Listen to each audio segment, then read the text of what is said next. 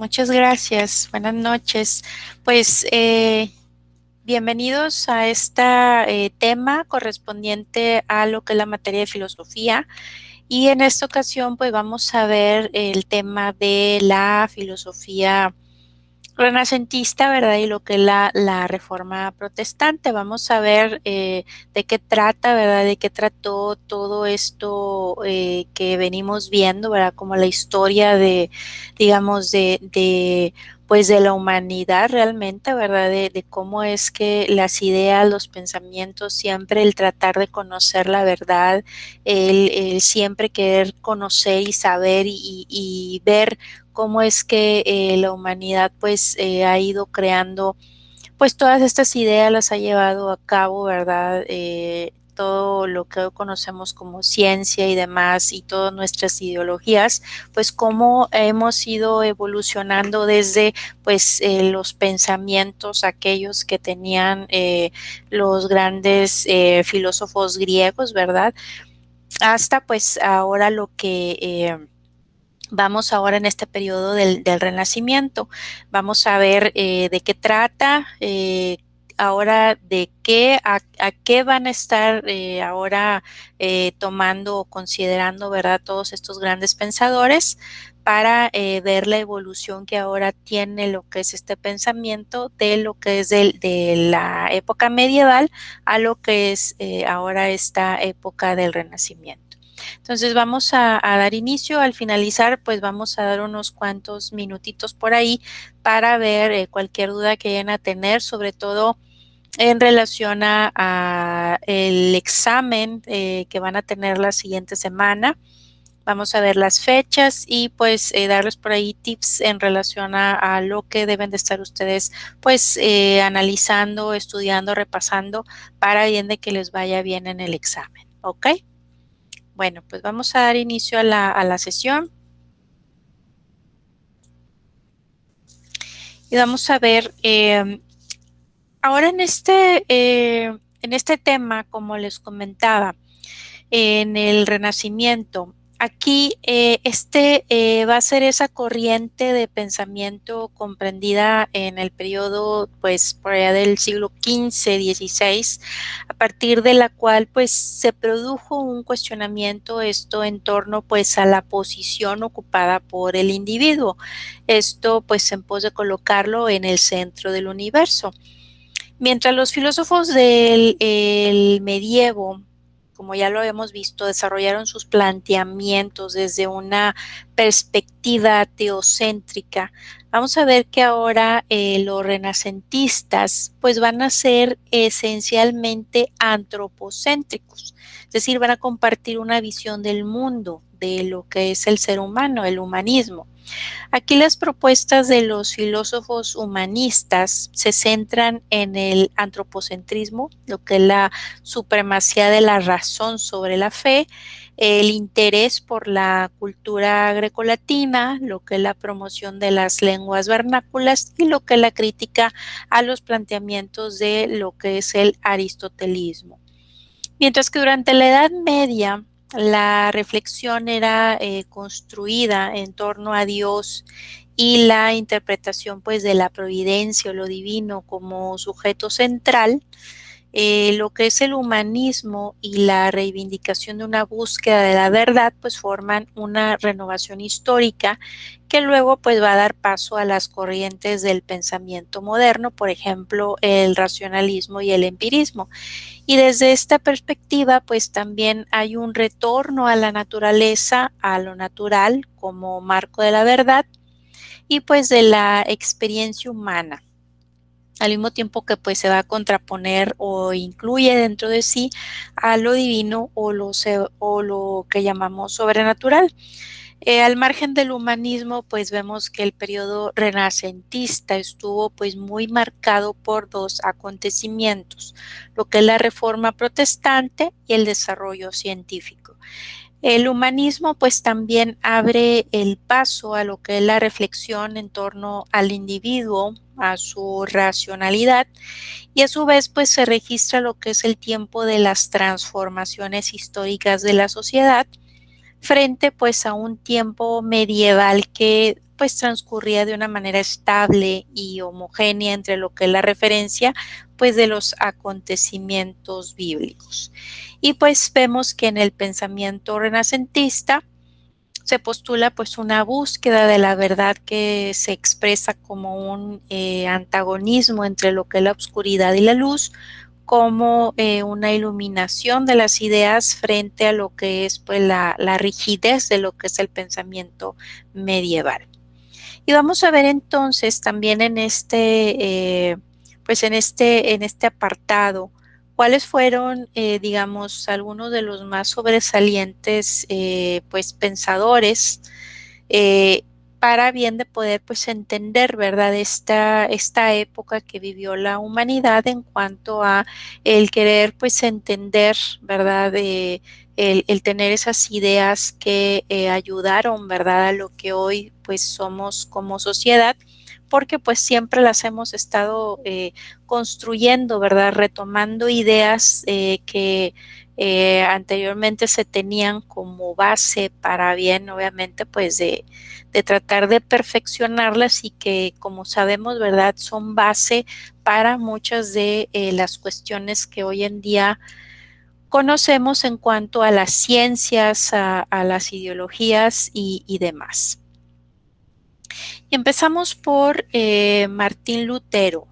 Martín Lutero fue un teólogo, fraile católico agustino, que comenzó e impulsó lo que es la reforma protestante en Alemania, ¿verdad? Y cuyas enseñanzas pues se inspiraron en lo que es la doctrina teológica y cultural que se denomina luteranismo.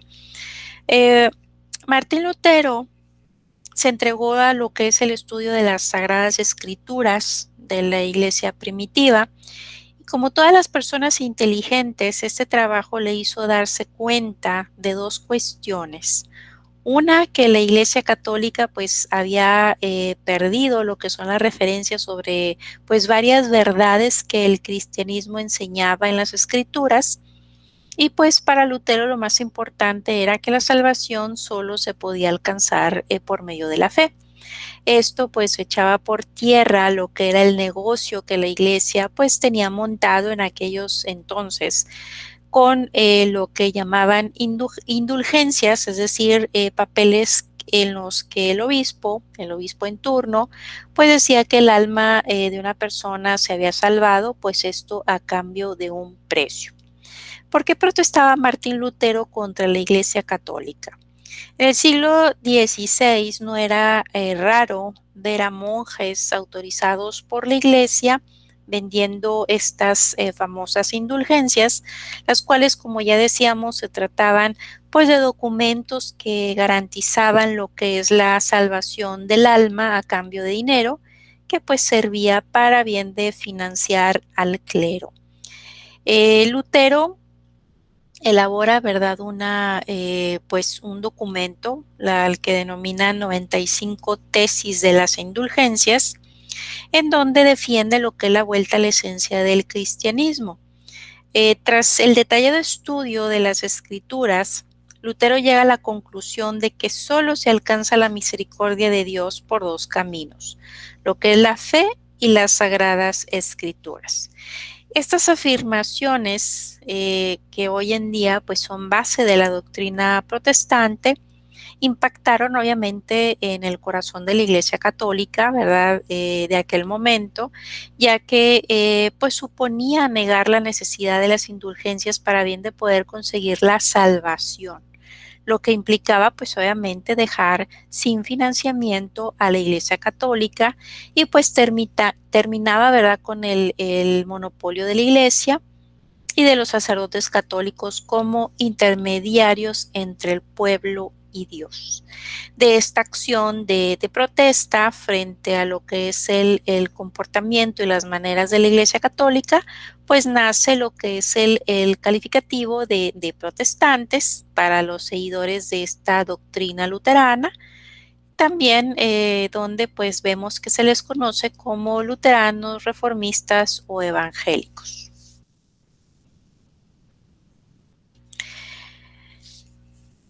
En lo que fue lo que son los orígenes, ¿verdad?, del pensamiento político moderno y la parte de la revolución científica, vemos que se conoce con este nombre de revolución científica a ese cambio drástico en el modelo del pensamiento que tuvo lugar pues en esos siglos, en el 15, 16 y 17 en Occidente, durante lo que fue la Edad Moderna temprana. Transformó obviamente para siempre pues las visiones medievales sobre la naturaleza y la vida y sentó pues las bases para el surgimiento de la ciencia como la comprendemos hoy en día. La revolución científica pues nace en Europa a finales del Renacimiento y pues fue fruto de nuevas ideas en cuanto pues materias de física, de astronomía, de biología, de química y con ellos lo que es el cambio en el paradigma filosófico que produjo el movimiento social e intelectual que conocemos como Ilustración. ¿Qué protagonistas hubo de la revolución científica? Bueno, tenemos entre ellos a Galileo Galilei, el cual pues fue un astrónomo, físico, músico, matemático e ingeniero italiano.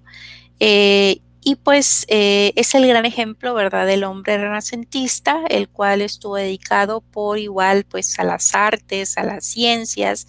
Fue un importante observador astronómico, para lo cual pues mejoró además lo que es la fabricación de los telescopios y pues es célebre por su apoyo determinante a lo que es la formulación pues copernicana, si podemos decir, del sistema solar y pues es considerado hoy en día el padre de la física moderna. También otro de los protagonistas de esta revolución científica fue Nicolás Copérnico, el cual pues es un matemático, físico, clérigo, católico, ¿verdad? El cual pues dedicó gran parte de su vida a lo que fue la astronomía y reformuló a su manera lo que fue la teoría heliocéntrica del sistema solar. Esta pues formulada inicialmente por Aristarco de Samos y con la publicación de su obra sobre el movimiento de los astros, pues dio inicio a lo que fue la revolución científica. Esto pues contraviniendo siglos de repetición pues del modelo geocéntrico aristotélico. Francis Bacon, este fue un célebre filósofo, político, abogado y escritor inglés, el cual pues es considerado lo que es el padre del empirismo filosófico y científico, eh, ya que pues su obra de la dignificación y progreso de la ciencia describió y sentó lo que fue las bases para la construcción del método científico experimental. Es uno de los grandes pioneros del pensamiento moderno y de los primeros ensayistas en lo que fue Inglaterra. Y él se le debe por ahí pues una obra denominada La Nueva Atlántida, la cual pues pertenece a lo que son las grandes utopías clásicas de la historia del pensamiento. Esta obra posee un gran interés dentro del género, debido a que además de sus valores intrínsecos, pues su autor es un filósofo muy importante. Aquí en esta obra, La Nueva Atlántida, esta pues pertenece a lo que son las grandes utopías clásicas de la historia del pensamiento y aquí en esta obra pues posee un gran interés dentro del género debido a que eh, aquí se habla, ¿verdad?, de lo que vienen siendo las utopías, ¿verdad? Es decir, aquellas, pues, lugares, digamos, que son perfectos, aquellos, pues, que pudiéramos nosotros pensar que son pues aquella sociedad en la cual pues no existen los problemas, ya todo está solucionado, todo se lleva de buena manera. Por eso es que muchas veces utilizamos ese término de utópico, ¿verdad? Al querer definir pues esos rasgos, ¿verdad? En los cuales nos hablan de ese lugar perfecto, ese lugar, un buen lugar, el cual pues de momento pues es un lugar o una sociedad posiblemente inexistente. Otro de los pues digamos representantes importantes fue también Tomás Moro.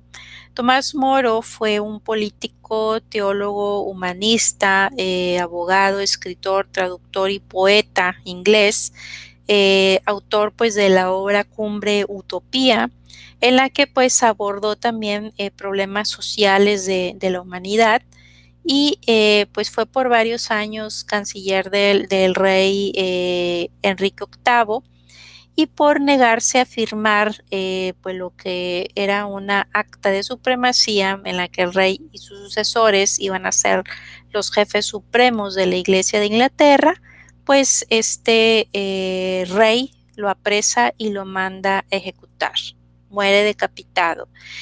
Aquí la creación de este personaje de Tomás Moro pues presenta lo que viene siendo esta obra, ¿verdad? La descripción pues detallada y vívida de una sociedad ideal, aunque pues como sabemos no existente, reuniendo pues precisamente ambos rasgos en el hombre que designa lo que es la isla, un país, utopía pues es ese es a la vez un buen lugar, un lugar perfecto, como también pues aquel lugar que es imposible encontrar o un lugar inexistente, ¿verdad? Vemos que por llevar a cabo, por ejemplo, pues oponerse a lo que viene siendo los deseos, ¿verdad? De este rey, de Enrique VIII, pues él pone en, pues digamos, pone en una balanza, ¿verdad? ¿Qué es lo que está bien, ¿verdad? ¿Qué es lo que se debe de hacer bien? O sea, no por el hecho de que los deseos que tenía de poder llegar digamos, a ser jefes supremos de la iglesia por conveniencia. Hay que reconocer que por allá, pues antes la iglesia, ¿verdad? Pues, digamos, tenía el poder, ¿verdad? Y podía digamos, indicar quiénes podían ser reyes y quiénes no, ¿verdad? Este rey, pues obviamente lo que quería era dejar de lado a lo que era la iglesia y poder entonces hacer cuanto quisiera para bien de que pues la iglesia no lo limitara, ¿verdad? Entonces es por ello que Tomás Moro pues por el hecho pues tener ese pensamiento de saber o de poder digamos en poner en esa balanza qué es lo que debe estar correctamente o qué es lo que se debe de hacer de manera correcta. Por ahí existe un pensamiento en que dice, pues, debes de hacer las cosas, no hay que hacer las cosas malas que parezcan buenas, ni las buenas que parezcan malas, es decir, hacer siempre lo correcto. Pues es que este personaje, Tomás Moro, pues es también muy reconocido por parte de la iglesia y pues hasta lo han llegado a santificar, ¿verdad? Otro de los por ahí personajes importantes fue Tomaso de Campanella, en donde pues aquí hablamos sobre una de las obras clásicas que pues desarrolló este gran pensador, la cual se denominó La Ciudad del Sol. Es una de las obras clásicas también del género utópico y pues con sus escritos este autor luchó toda su vida por pues una libertad fuertemente recortada por las autoridades eclesiásticas y civiles. Su obsesión fue siempre mostrar que la racionalidad pues está presente en todas las cosas, que el mundo pues es la razón eterna de Dios y Cristo es esa razón encarnada. Y lo más conocido de la utopía de este autor, Tommaso de Campanella, pues va a ser la fusión de la autoridad política y la autoridad religiosa. El príncipe supremo pues es un sacerdote que tiene facultades políticas y religiosas, o sea, la Ciudad del Sol pues es una teocracia, pero de hecho, pues el príncipe que ahí menciona, ¿verdad? Gobierna de una manera bastante limitada porque pues el orden que tiene que imponer es el orden de la naturaleza, según puede descubrirlo la razón. El príncipe no es un déspota, pero más bien es un sabio, no manda, sino que pues descubre lo que debe de hacer, es decir, en el fondo no manda, sino que obedece, ¿verdad? Entonces también aquí vemos que estos autores escribían ese tipo de géneros, ¿verdad? Utópicos, en donde pues se habla de a lo mejor personas que pues ya digamos tenían ciertos pues elementos que podían ayudar a que a lo mejor en las sociedades en las cuales se estaba desarrollando la obra, ¿verdad? O se pensaba en esas ciudades, en esas sociedades que como ya mencionábamos pues tenían todo resuelto, no había pues tantos problemas y demás. Por eso es que denominamos o traemos ese concepto de utopía a nuestros días para bien de poder referirnos pues a ese algo, ¿verdad? Que pues hoy en día no existe. Es algo perfecto, algo que queremos a lo mejor nosotros alcanzar como sociedad, pero que pues de momento no existe, ¿verdad? No es, digamos, es inalcanzable. Y otro de los también importantes personajes por ahí fue Nicolás Maquiavelo. Este Maquiavelo fue uno de los también importantes personajes en lo que fue esta pues época, ¿verdad? Del Renacimiento.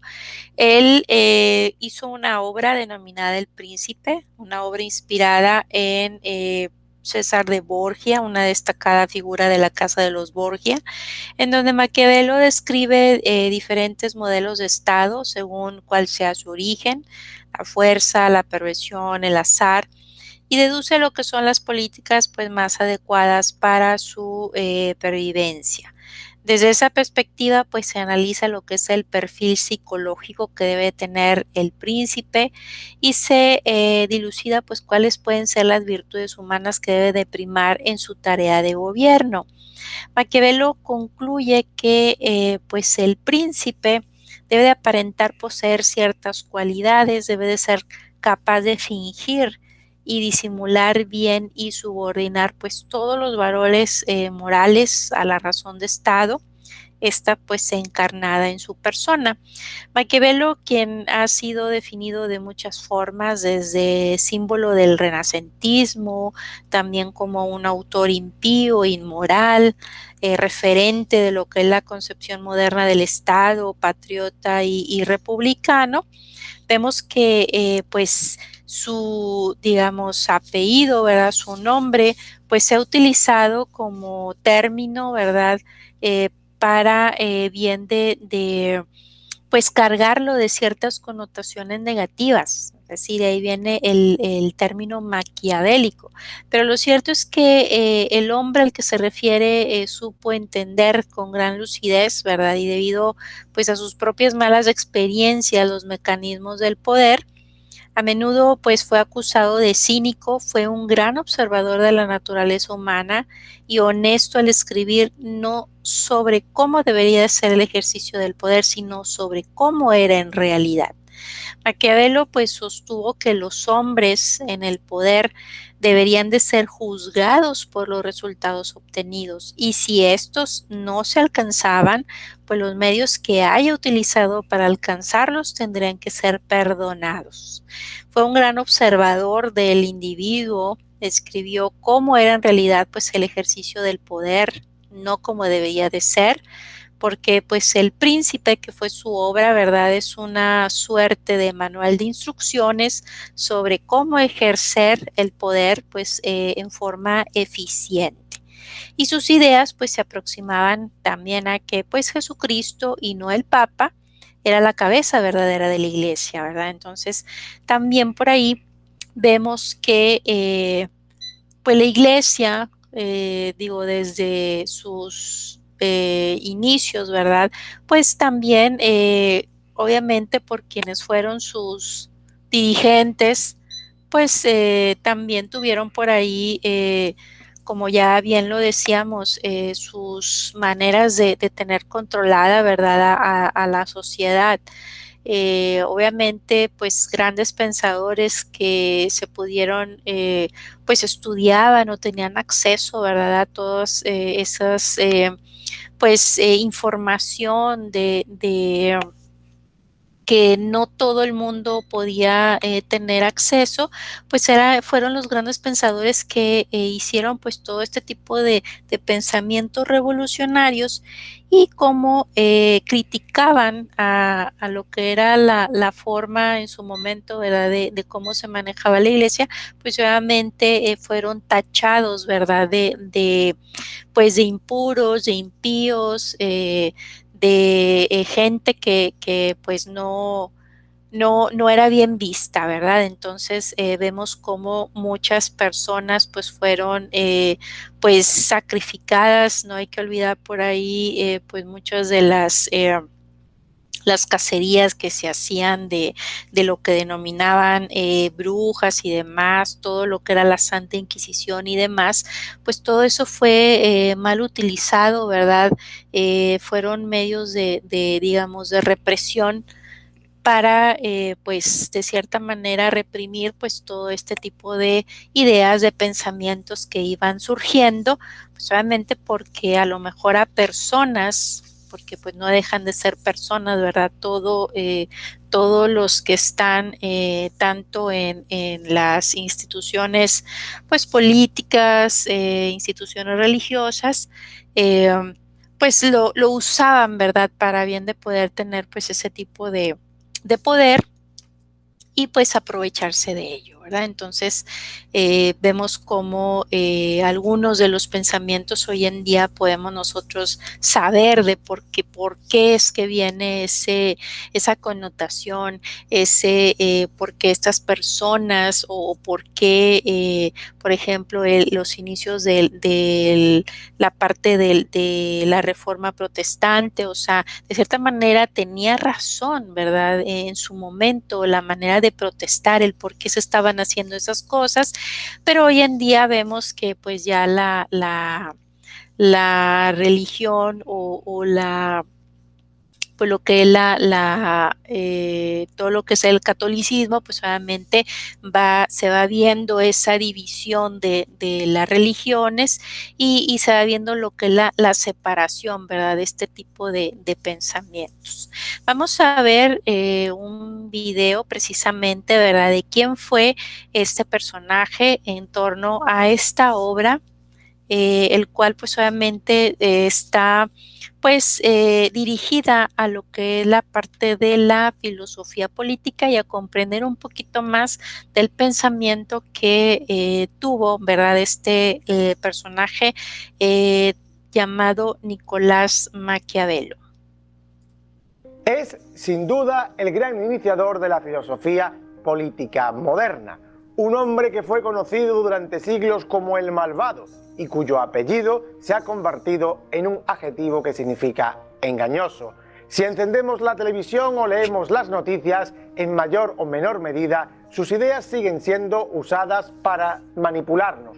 Hoy vamos a ver a Maquiavelo, un autor necesario para conocer la realidad política y, en cierto modo, la esencia humana.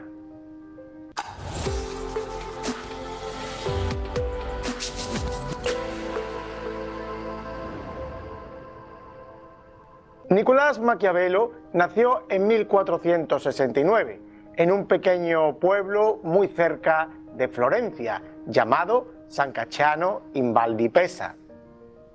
Pertenecía a una familia de ascendencia nobiliaria, empobrecida ya por esas fechas.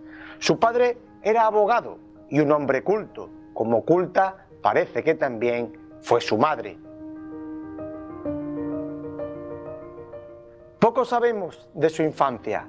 Se formó en retórica, gramática, latín y literatura, conociendo seguramente a los autores clásicos y aprendiendo la historia de Roma y de Grecia.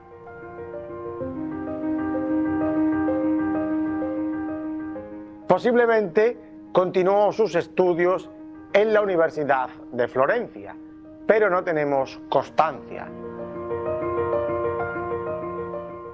Coincidieron sus primeros años con la época dorada de Florencia, con el apogeo del Renacimiento impulsado por la familia Medici, con Lorenzo el Magnífico a la cabeza como principal mecena de las artes.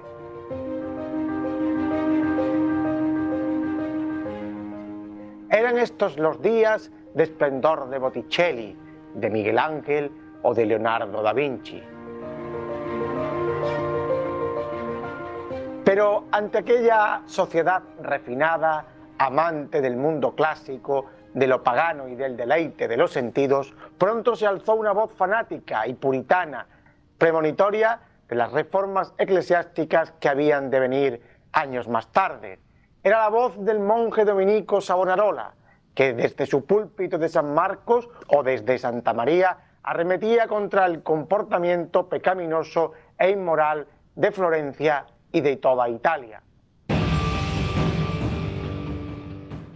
El flanco de sus críticas eran los nobles, con los Medici a la cabeza, pero tampoco vaciló en atacar al Papa Inocencio VIII o Alejandro VI por tener comportamientos pecaminosos.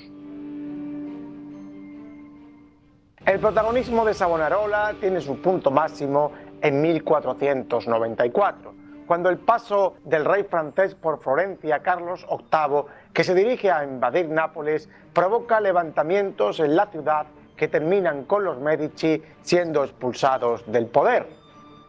Se proclama entonces una república, donde Savonarola es elegido líder, actuando de forma vehemente contra todo aquello que sonase a herejía y haciendo quemas públicas de objetos pecaminosos. Es famosa la llamada Hoguera de las Vanidades de 1497, donde hasta el propio Botticelli llegó a arrojar a las llamas cuadros de temas clásicos.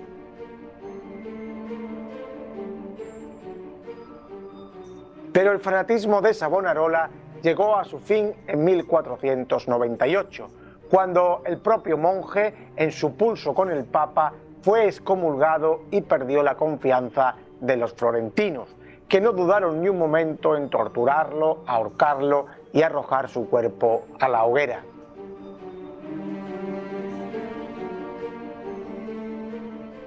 El año de la muerte de Savonarola, Maquiavelo entra a formar parte de la administración política de Florencia, realizando durante los siguientes años tareas importantes como embajador o diplomático ante la Santa Sede, ante el emperador Maximiliano I de Alemania o ante el rey de Francia Luis XII. Estos servicios políticos de máximo nivel influirán de una forma decisiva en la composición de sus obras literarias años más tarde. Tras la abolición de la República Florentina y la vuelta de los Medici al poder en 1512, Maquiavelo cae en desgracia y es apresado y torturado, acusado de conspiración, pero consigue salvar su vida gracias a la intervención del Papa León X.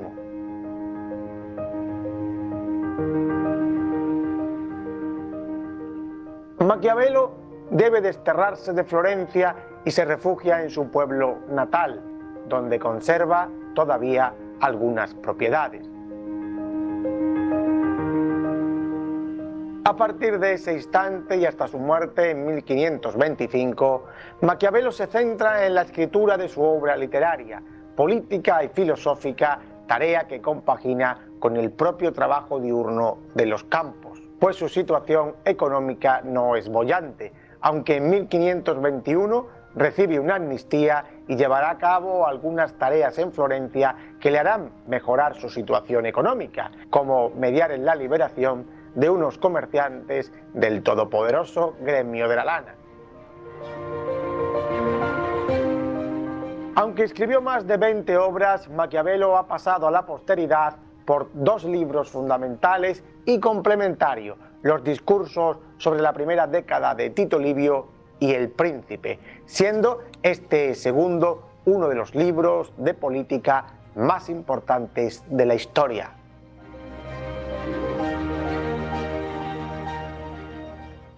El Príncipe posiblemente fue escrito en 1513 y en un intento por congraciarse con el poder reinante en la Florencia de esos días, Maquiavelo le dedicó la obra al gobernante Lorenzo de Medici, al que insta al final del escrito a encabezar la tarea de unificar Italia y convertirse en el gran líder que el país necesita. Pero la obra fue ignorada por Lorenzo y no obtuvo el éxito que su autor buscaba. El Príncipe está escrito a imitación de obras medievales, que eran guías prácticas de consejos para gobernantes, tipo Espejo de Príncipes, pero con la particularidad que exige la toma de la acción.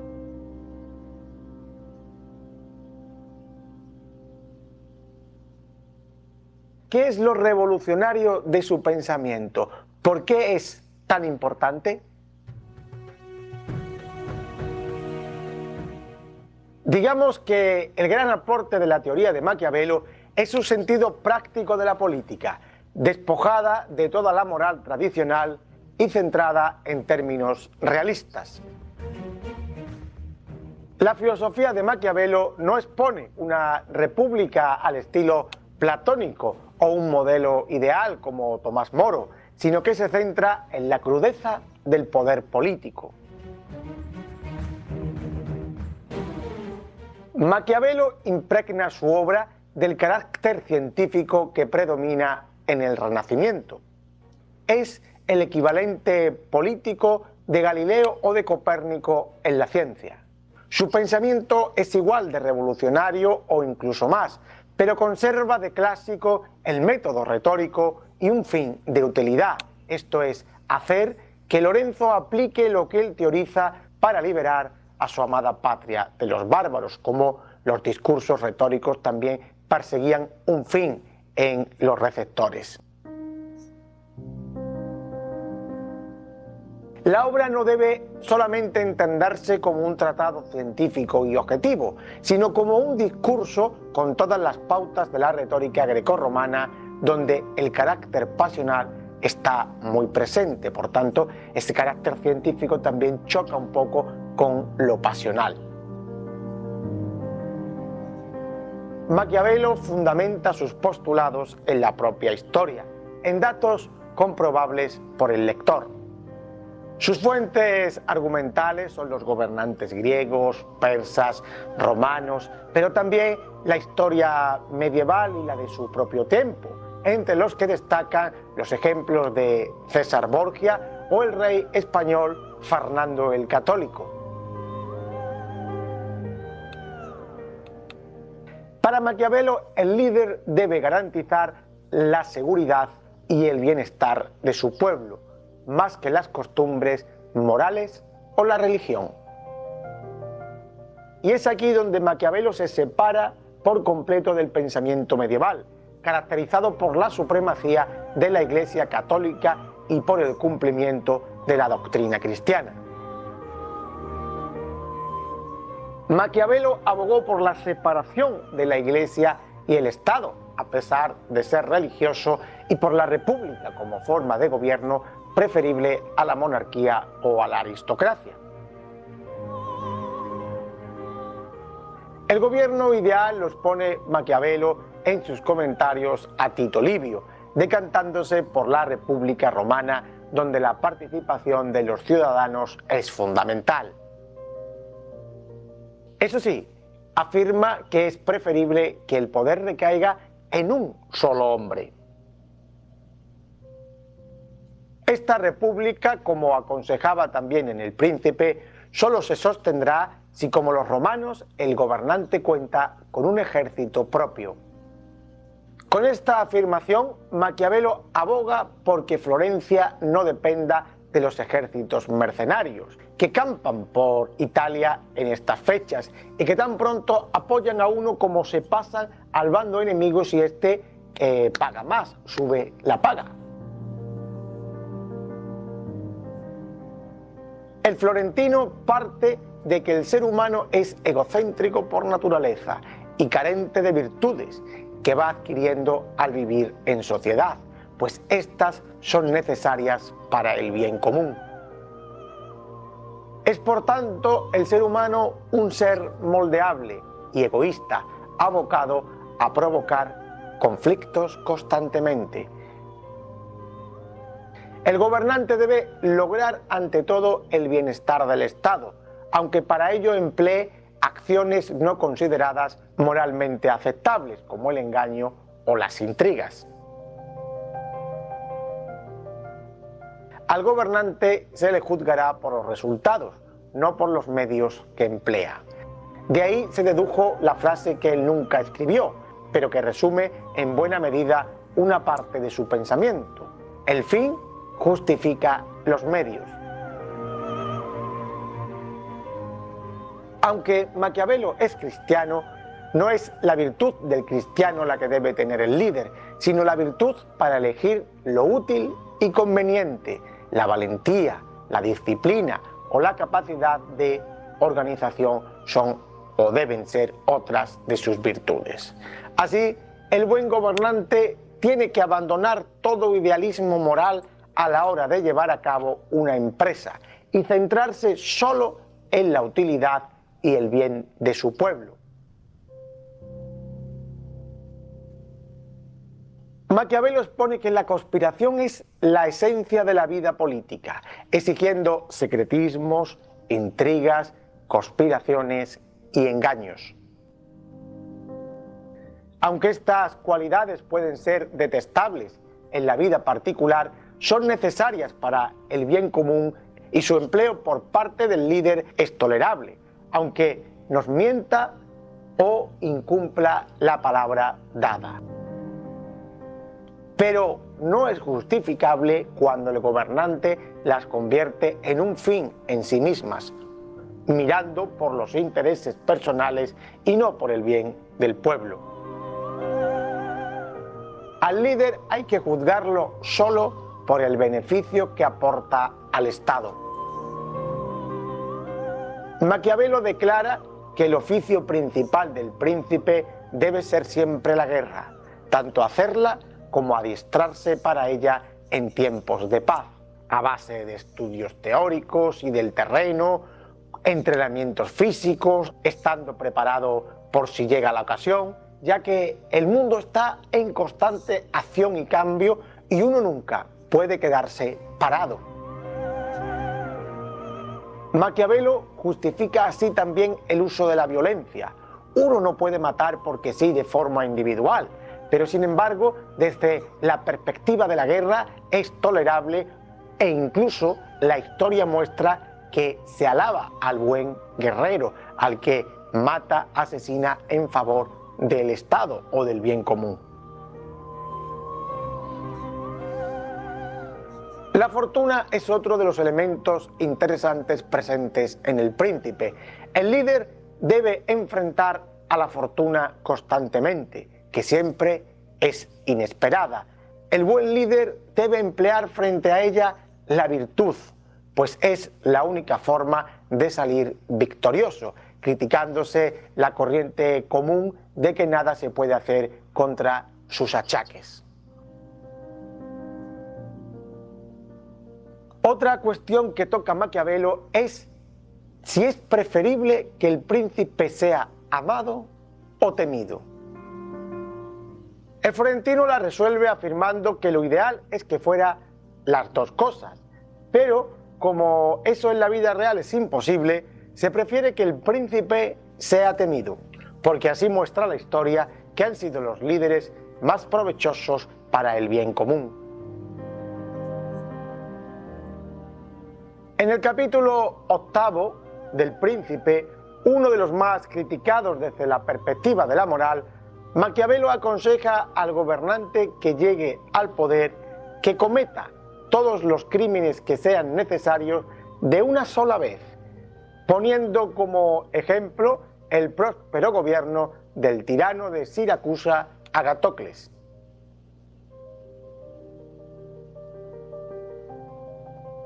En su obra, Maquiavelo analiza otras muchas cuestiones interesantes, como por ejemplo, cómo debe el príncipe comportarse con los que están a su alrededor. Así, aconseja que a sus ministros los tenga siempre contentos y los enriquezca lo máximo posible, o que se libre de halagadores o sirvientes que le digan las franquezas innecesarias si él directamente no se lo pregunta. El florentino indaga también otras cuestiones como la forma de llegar al poder o de actuar frente a enemigos poderosos o incluso la obligada participación en guerras que le atañen solo indirectamente. Por ejemplo, afirma que el que llega con apoyo del pueblo al poder se mantiene con más seguridad que el que llega con apoyo de los nobles, porque la finalidad del pueblo es más honesta y basta con no oprimirlos para mantener su favor, pero los nobles tienen más deseo de poder. Lo peor que le puede pasar a un príncipe es que no lo quiera su pueblo y que además lo abandone.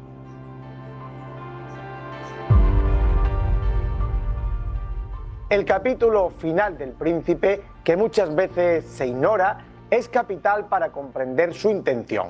Sin este final, perdemos la verdadera esencia del tratado. En él, Maquiavelo, siguiendo las partes del discurso retórico, llega a la exhortación y anima a Lorenzo de Medici a emprender la conquista de toda la Italia de antaño. Aquí vemos claramente lo que el florentino pretendía con su libro, el deseo de una Italia unida, libre del enemigo bárbaro, lo que no se conseguirá hasta siglos más tarde. El Príncipe, aunque pronto prohibido por la Inquisición, no tardó en convertirse en uno de los libros más influyentes de los siglos venideros, pues grandes líderes militares lo tuvieron como obra de cabecera estudiando cada una de sus frases. Ahí tenemos los ejemplos clásicos de Napoleón, Carlos V, Cromwell o el propio Benito Mussolini.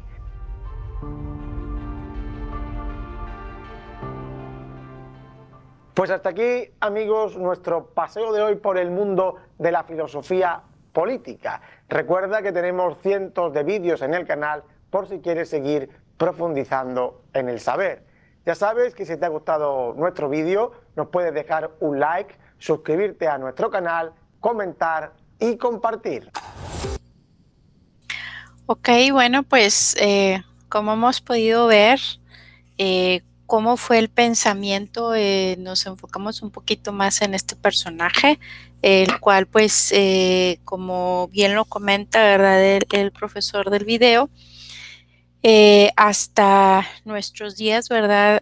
Ha sido un gran influyente en cuanto a los pensamientos, pues en cuestiones pues de política, ¿verdad? ¿Hasta aquí alguna duda, chicos, en relación al tema? Espero que les hay muchas obras, ¿verdad? Muy interesantes en esta que hemos mencionado, que ojalá y tengan oportunidad por ahí de leer, de buscar, de analizar para entender un poquito más, pues, qué era lo que veían estos grandes pensadores, ¿verdad? Que de cierta manera en algunas cuestiones, pues, los podemos llegar a entender, ¿verdad? Y pues ya ver cómo es que ellos visualizaban y veían cómo era su época, ¿verdad? Y qué era lo que pues les hacía, ¿verdad? Pensar todas estas, tener todo este tipo de ideas que todavía hasta hoy en nuestros días resuenan, ¿verdad?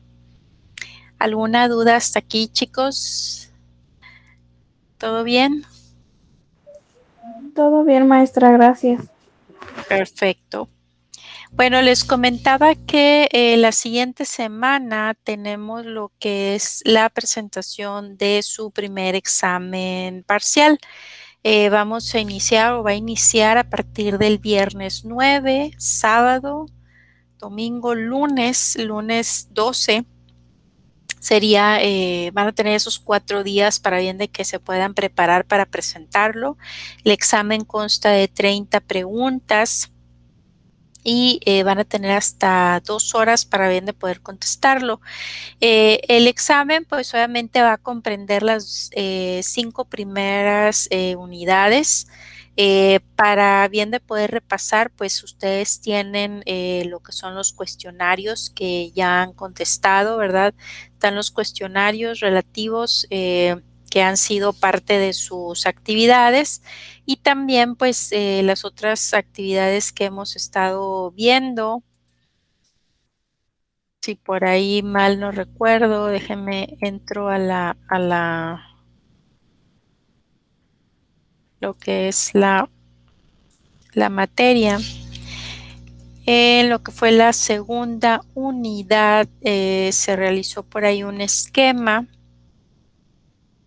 y en la semana número 4 lo que es un ensayo, ¿verdad? Entonces también esos dos actividades les van a ayudar para bien de poder repasar por los conceptos más importantes. La siguiente semana lo que vamos a hacer va a ser un repaso, ¿verdad? General pues de los conceptos más importantes de estas 5 pues unidades para bien de que pues más o menos ahí vayan ustedes viendo qué es lo que se pretende que ustedes estudien, repasen para que les vaya bien en este examen. Así que pues prepárense, entreguen lo que es este cuestionario, repasen y la siguiente semana nos estamos viendo para repasar, para prepararse para el examen que corresponde a la semana 6. Les agradezco a todos su asistencia a esta sesión y pues espero verlos en la siguiente. Buenas noches, que estén bien. Gracias igualmente. Buenas noches, hasta luego. Gracias, maestra. Hasta luego.